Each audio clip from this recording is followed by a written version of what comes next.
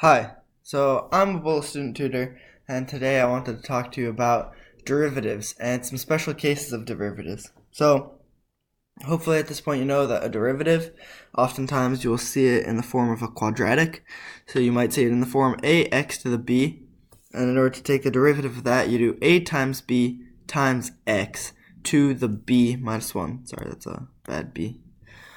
So, hopefully that you know, but I am here to tell you that there are lots of other cases of derivatives where you need to memorize some rules. So, for example, let's erase this. For example, you can have the derivative of ln of x. I'll just make a list here of ones that you're going to need to memorize. You got your trigonometric functions.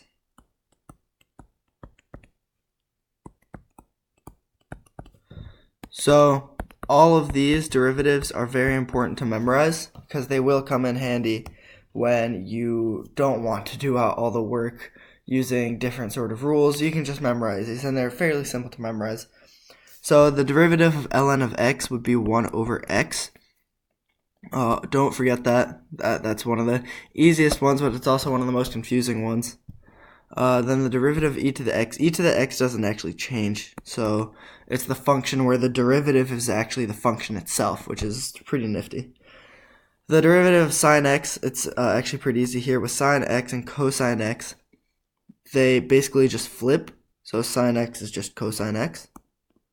And here with cosine x, anything that's cosine that has a derivative, think of it as having a bad sign. So you flip it, and then it has a bad sign, so it's negative.